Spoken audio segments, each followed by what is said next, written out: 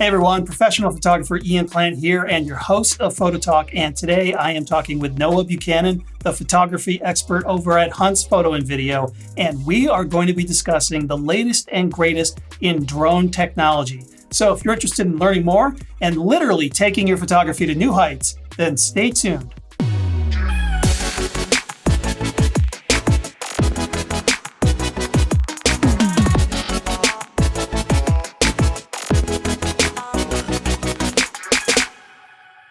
Hey everyone, I am Ian Plant, your host of Photo Talk, and today I am on the line with Noah Buchanan at Hunt's Photo and Video. Noah, how you doing? Hey, and yeah, thanks for having me back. Great to be back for another one of these sessions. I'm really excited to be here and talking about some more exciting stuff going on in the photo industry. All right, fantastic. And today we are going to talk about drones. There's been a lot of exciting new drone products that have come out in the past year. So for several years, I've been working with the Mavic 2 platform, the Pro and the Zoom. And it's a really small form factor platform. And, it looks kind of like the Batwing, a mini version of the Batwing. And Noah, you can't see it right now, but I'm holding it up in my hand. And, it's a little bit bigger than hand size. And this has been around for several years now. The technology is getting a little old. And DJI recently came out with their new Air 2 line. And we don't have one in the studio, unfortunately, but it's about half the size as the Mavic 2. And so if you could just imagine the Mavic 2 that I'm holding and thinking of a drone that's half its size, that would give you a pretty good idea of what the Air 2 looks like. And it may be half the size, but these new drones do not compromise when it comes to quality. Exactly, yeah. The quality of these is completely outstanding, especially in such a small form factor. Drones have come such a long way, even in the past 5 years. When you were looking at the Phantom drones, you needed your own kind of case to carry those. They were massive, to drones now that you can very easily throw into a carry-on bag or very easily throw into your regular backpack and go out for the day, go hiking, wherever you may go. The form factor of these has gotten so much smaller, but the quality has remained, which is really great. It makes it so much more accessible now to the everyday photographer or videographer. Yeah, I remember my first drone was a Phantom 4 Pro, and that thing was a monster. It was a giant white box. It was loud, and it was unwieldy. It didn't really fly that well. The software was really buggy. And when I got my first Mavic, I remember thinking, I can fit 4 of these in the same box that I used to carry around my Phantom 4. And now with the new Air 2 line, I feel like I could fit 2 or 3 of those in the same space that I fit my Mavic 2 in. And so it's amazing seeing the form factor continually shrink. The flying has gotten a lot better. I know my Mavic 2 is a much more stable flyer than my Phantom. I remember doing a side-by-side test when I first got the Mavic 2 Pro, comparing it to my old Phantom 4 Pro. And I swear that my Phantom 4 Pro was flipping upside down in the wind. It was probably just the gimbal moving around. But the whole time, the drone was shaking. The camera wasn't steady at all. With the Mavic 2, it was handling the wind with no problem. And these new Air 2 drones, they are smaller. They fly really well. They've got more battery life. But I have noticed in head-to-head comparisons with my Mavic 2 drones, when it's windy out, they might not fly as fast or as far. So it might be a little bit more difficult to get out to a more distant location if you've got really windy conditions. Yeah, for sure. That's definitely one thing you're going to notice with the smaller and lighter weight drones. You may have a little bit more difficulty flying in some not so ideal locations, especially with high winds. May be best to leave the drone on the ground to avoid any issues. But in great weather, with really no wind, these drones are going to perform amazing. The stability of them is great. As you said, the gimbal on your old one may have been kind of flipping around. You're not really seeing those issues anymore. DJI has done a great job really correcting all those. And the footage that we're getting out of these and the images that you're seeing out of these drones now is really outstanding. Yeah, what's really amazing about the drones is how stable they fly. I remember back in the day before drones came out, me and some of my landscape photography buddies were all used to carrying around these super heavy tripods, and we would sit around and complain about our tripods. And we would imagine this sort of like Star Trek futuristic technology. We were saying, well, maybe one day they can invent a floating tripod, just, something that you could have as a base for your camera, and you could just stick it wherever you want, and it would float there, and you could take your pictures. And we didn't know that we were thinking about drone technology, but sure enough, a few years later, drones came out. And I remember when I first heard about drones, when people were first beginning to use them for photography, I was a little skeptical because I kind of imagined something that was an awkward flyer that was always in motion. And when I saw my first drone in real life, and I saw how stable it really was that imaginary floating tripod that I had imagined so many years before. I mean, even in windy conditions, it's amazing how stable these drones are. It is completely outstanding. And like you said, a floating tripod back in the day sounds like such an amazing idea. Little did we know that we have that now. And there's even drones where you can put your DSLR or mirrorless camera on now, capable of supporting that weight.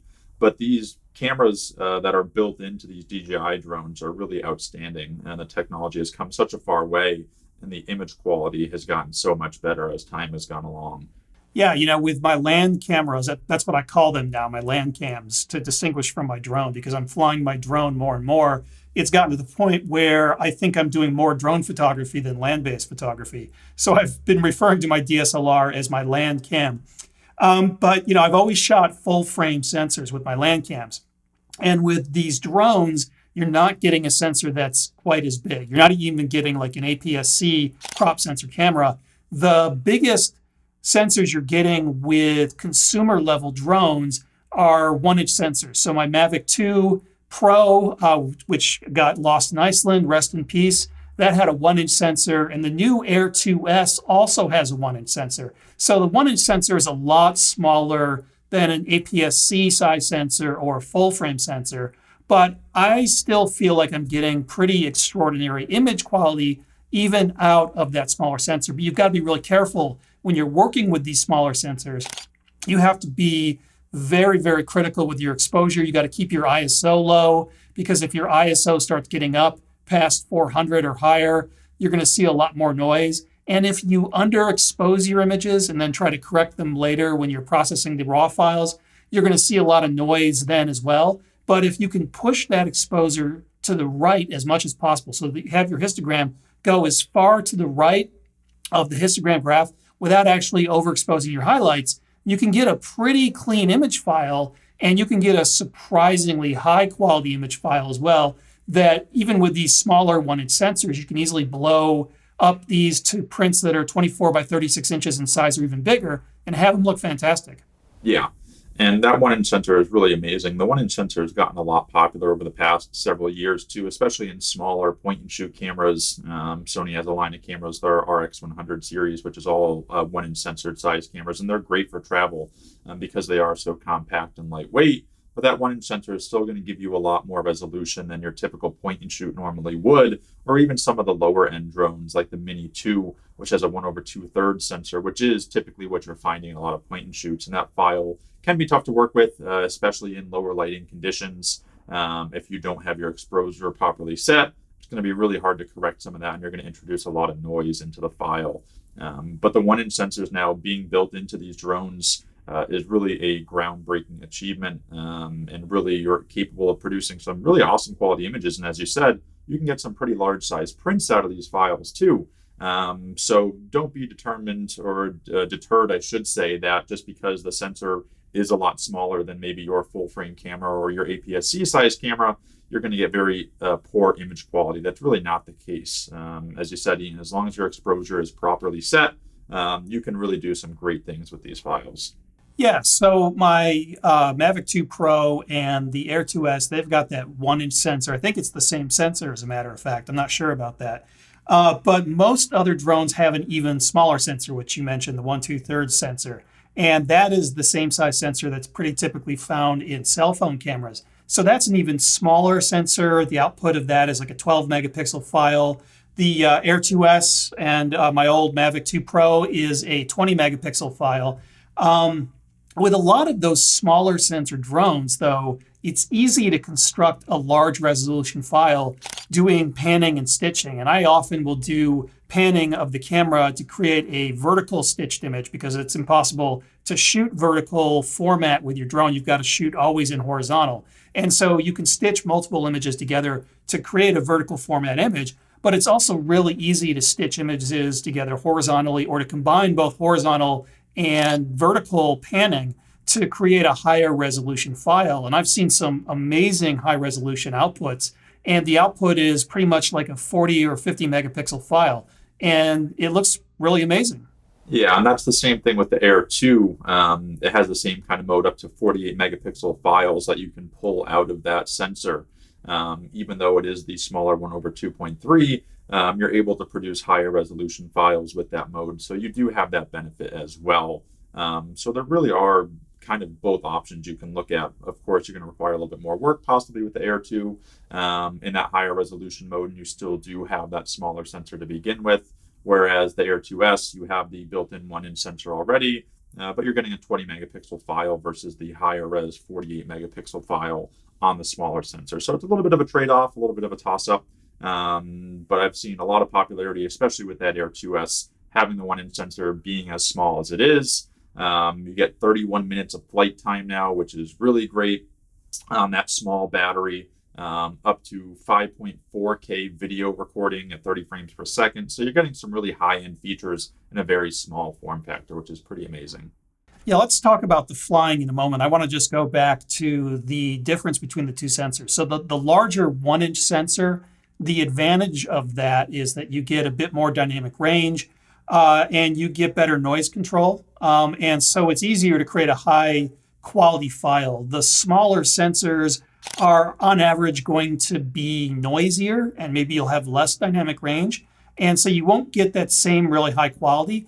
But that said, if you do expose those smaller sensor cameras properly and you minimize the amount of noise that's in the file by keeping your ISO low and exposing to the right, you can get amazing image quality out of those sensors. So with the Air 2, for example, which has got that 48 megapixel capture, so you've got that smaller sensor, but at 48 megapixels versus the larger 1-inch sensor, which gives you a 20 megapixel file.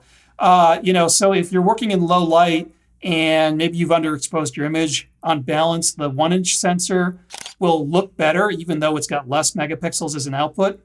But if you can control your exposure and keep your ISO down and keep the noise to a minimum, then that smaller sensor file that has a larger megapixel output actually looks pretty darn good and can look even bigger and better than the larger sensor size output that's 20 megapixels. So, I mean, I know it's tough for people to wrap their brains around this. You can have a bigger sensor, but have a smaller file size output. And you could have a smaller sensor that's got a bigger file size output. So 48 megapixels on the Air 2 would seem bigger to most people than 20 megapixels on the Air 2S. But those 20 megapixels are in a larger format sensor, so they've got better noise quality.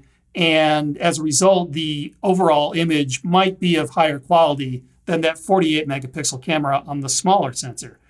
But as I said, if you can control the noise, you can still get amazing quality out of the smaller sensor. And if you've got a 48 megapixel file coming out of it, that's a pretty big file. It can look really good.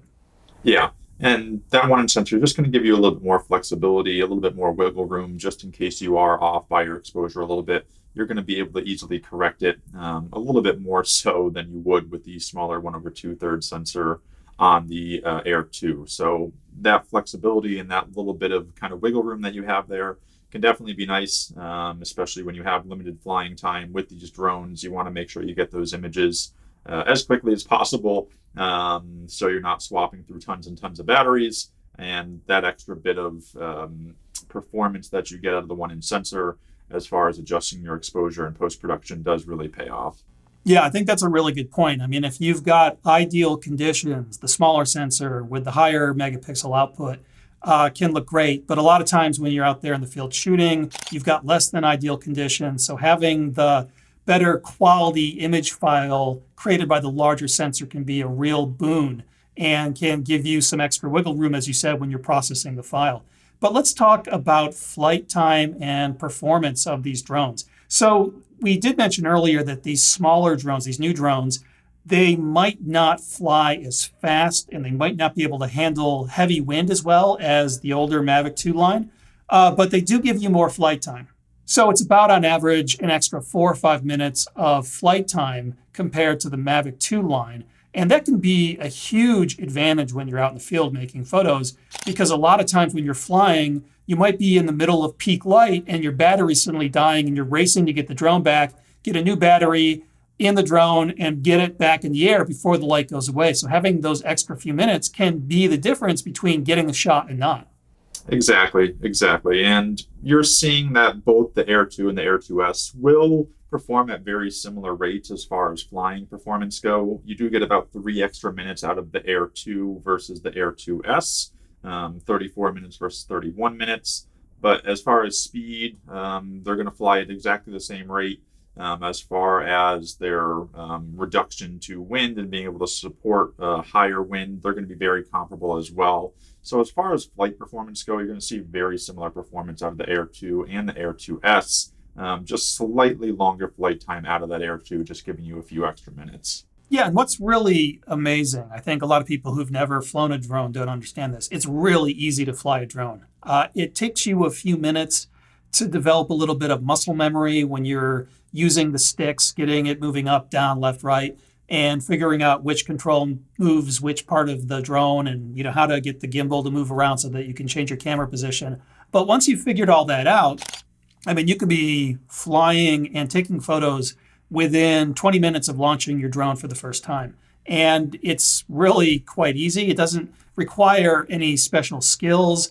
If you're just doing still photography, it's even easier. I mean, video requires perhaps learning how to actually precision fly the drone if you want to get certain cinematic type video shots. But for doing still photography, you just have to learn how to move the drone forward and back and up and down and left and right. And all you have to do is just keep doing a combination of those until you get the drone in the right spot. And then you just angle the camera the way you want and take the picture. Then it's pretty much like doing land-based photography. Exactly. And another nice thing that these drones have now is obstacle avoidance too. So for those people who are just getting into flying drones and are worried about maybe crashing into a tree or something like that, these drones have really advanced obstacle avoidance. The Air 2S has forward, backward, as well as up and down.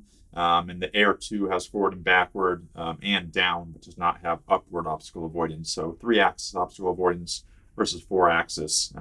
So with Air 2S, you do get pretty much full coverage of that drone, no matter which direction you're flying in, that it's most likely not going to crash into anything. Now, again, there can be flaws and things along those lines, but having that peace of mind is really nice to protect your investment.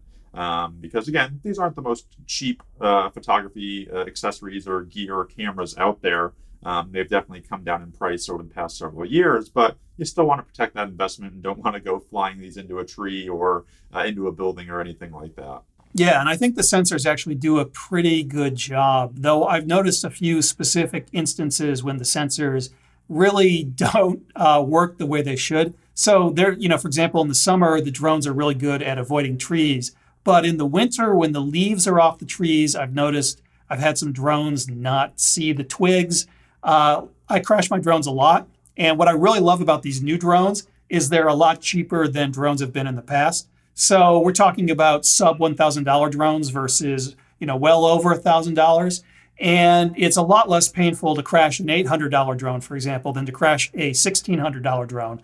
And as a matter of fact, when the price gets low enough, these drones become somewhat disposable. I was photographing the volcano in Iceland a few months ago, and I was joking around about flying one of my drones into the volcano just to get a shot of the drone going in, the live video feed of the drone getting swallowed by the magma. And I wasn't quite ready just to throw away a drone that easily, but I was tempted to do so. Yeah, and I think we're going to see the prices even come down more and more over time as the technology advances and they're able to manufacture these drones at a lower price point. And you can even get something like the Mini 2, which I think is, I believe, sub $500. Again, it's not going to have quite the performance or quality as the Mavic, but for how compact and how small that is, if you do want to kind of get those shots where you're probably not going to get the drone back, it's a little bit easier to do it with that, knowing the investment isn't quite as high. Yeah, and so we've talked a lot about DJI's drones, but DJI isn't the only game in town. There are some other drone manufacturers out there. I don't know if Hunts is carrying anything other than DJI drones.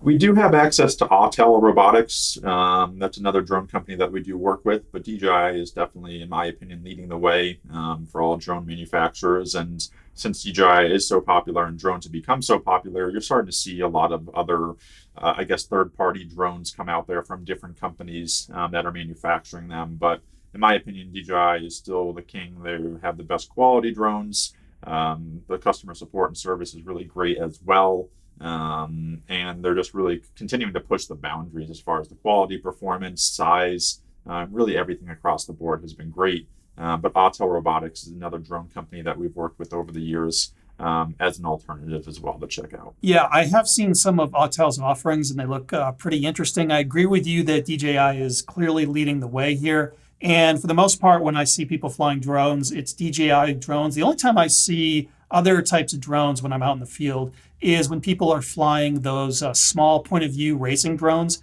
And a lot of those are kit drones. People are like literally building these in their garage or something like that. And those require a steep learning curve. I know one guy, a filmmaker I work with, who has one of those point of view racing drones. And he told me he spent 6 months on a simulator learning how to fly the drone. And he's really good. I mean, I've taken him out into places like sea caves along Lake Superior, these little sandstone sea caves that we go into. And he is flying these drones, in and out of the cave, sometimes through these openings in the sandstone that are maybe just a few feet across. At one point, he flew a drone at full speed through my tripod legs while I was standing near the tripod to get a really dramatic shot. It's pretty cool stuff. It is pretty outstanding, yeah. Some of the footage that I've seen out of those racing drones, the point of view footage, I'm really big into action sports like mountain biking and snowboarding, and some of the footage that I've seen that these companies are now using, even for live broadcasting or replay broadcasting, it's really incredible the types of the point of view shots you can get, as you said, with some of these more extreme sports and things that people are doing, where previously you were maybe getting views from a helicopter or a much slower drone, but now these can keep up with the speed of the action, and it's really outstanding what you can get now, which just wasn't possible 5-6 years ago. Yeah. So one bit of flying advice I want to offer to any new time flyers who get a drone after seeing this video is, especially in the beginning when you're just learning, when your remote controller tells you to bring the drone back home, bring the drone back home. You don't want to push the battery on your drone, because if you keep it out too long, the drone's going to start automatically landing. And unless you know what you're doing, you're going to find that you might be having to walk several thousand feet to go get your drone, or the drone might be landing in a lake or something like that. So do not push the envelope of your drone's battery power. Listen to your remote controller until you get more comfortable with anything. And once you get more comfortable with everything, then you can push the envelope a little bit more. But until then, listen to your drone controller. And just remember that the drone almost practically flies itself. So it's pretty easy not to crash it, as we talked about earlier. It's pretty easy to come back on its own. You just press a button and it will automatically return to home. That said, it is a good idea when you first get a drone to just go somewhere and do some practice flying. Try to get at least an hour or two of practice flying, just so you know what you're doing before you actually go out there and try to take any photos. Noah, thank you very much. This has been an extremely enlightening conversation, and we're looking forward to having you back on the program sometime soon. Awesome. Thanks so much, Ian. I hope everyone has a good day, and hope to see you all soon. All right. Thanks. Bye-bye. Bye-bye.